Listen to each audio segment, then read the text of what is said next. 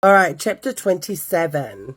Dear Dr. Bad Things, we did the bad things to our auntie. And thank goodness she is not on TikTok, or else I don't know if we would make it to Christmas. This auntie of ours always brings negative and bad vibes when she comes to family gatherings or church gatherings.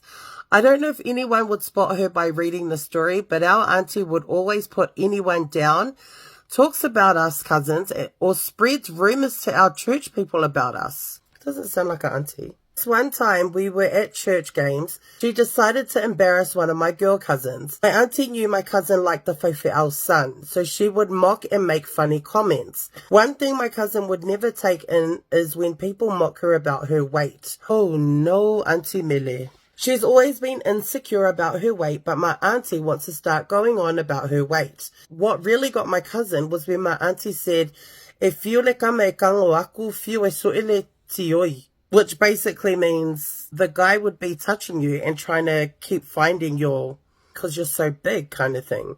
Mind you, my auntie is the Leah Muffs type. My cousin runs off and starts crying in the car park. Oh, that hurts my soul. I didn't realize how tan I am. So a few of us cousins decided to make a pact to get my auntie back, as we were sick of her always putting us down. So here comes the bad things. My auntie split with her husband for more than 5 years and has never been with anyone else, nor have any kids, and has always stayed between our houses. So we decided to catfish her and add her on Facebook. Wasn't my idea. Mind you, she's fob, makwa, no technology kind of person. She only knows how to swipe Facebook and use Messenger. None of that FBI shit. The worst thing is, the whole time she was being catfished, she never spoke to Palangi Mose. It was always a messaging and fake photos from Google that my cousin would send. We went on Google, looked for an old Palangi man picture, downloaded it, created a Facebook profile, and sent her a friend request. She accepted our friend request within minutes, and the first thing she said was, "Nice to meet you, Mose." His name's not Mose, just an example, sample. My cousins and I would take turns logging into the page, or whoever was on would just reply back to our auntie's messages. My auntie starts asking more questions like, "You here to the New Zealand, to the Kiwi or kangaroo?" We replied and said, "No, love, I am from America. I work for the army and I am the boss and have a lot of money. If you want some money, I can help you financially and be a sugar daddy to you." My auntie immediately asked if she can borrow some money for church things. So we said, "Yes, please send me a stream card of $100 for me to contact my bank holder to give you the money, because we can't get in contact with anyone. We can only call our bank holders. We can't go shops. We have to stay where all the army people stay." We had to try type in a way for her to understand the conversation. My gosh, la pela kalima. Best angle ever. Yeah, I can't be bothered. My auntie calls my cousin, the one she embarrassed, and asked her if she could take her to buy a stream card.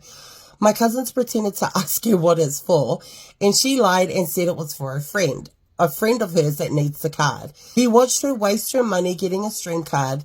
She then takes a photo and sends it to Mose, by the way. When we got home, we went to the room and died laughing. She sends a message saying, "Hun, here to the car to you. I love you, hun." At this point, we died laughing. Girl, you guys are going straight to hell. At this point, we died laughing quietly as she was in the front watching TV. This kept going on for a month, and we wanted to end it, but we didn't know how, because auntie was starting to catch feelings. No, kisi Mose. Catfish went too far when auntie told everyone in our family about Palangi Mose in America, and even told our family that he was coming to New Zealand. We agreed we would stop as it was going a bit too far, but my cousin wanted revenge, so she carried on with the catfish. She told my auntie that he was coming to New Zealand, and my auntie was so excited she told everyone, told everyone about the money that Mose was going to give, the house and the cars. My cousin sent a photo of the plane and luggage and told my auntie to go to the airport as he was on his way. We knew it was sad, but she begged us to take her to the airport. Oh my gosh, I don't want to read the rest of this. It's gonna be so sad. We told our cousin to please message and just say that flights are cancelled, as we felt sorry for her because she was all dolled up. She got her nails done and even hired someone to do her makeup. We got to the airport and we didn't know if we should go in with her, knowing that we knew she was being catfished or to stay in the car. We sat inside the airport for 5 hours waiting. Although we felt so bad for her, I didn't know if I wanted to cry or laugh because she was all dressed up, Galofai. 5 hours? Next minute, she received a message from Catfish Mose saying, have a good life, thank you for your company, and then blocks her. My auntie was so upset. She was so embarrassed because our family even prepared a meal. No! Not the meal! Not the meal! Oh my God. We got home and my auntie was so heartbroken. I'm so sad.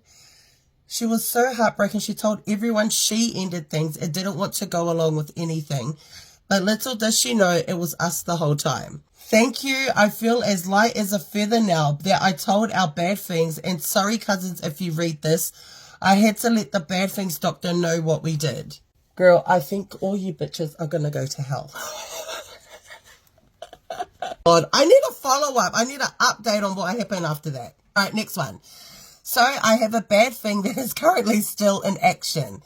So I've been dating this guy under the radar and he's mighty fine with a fine-built Samoan body.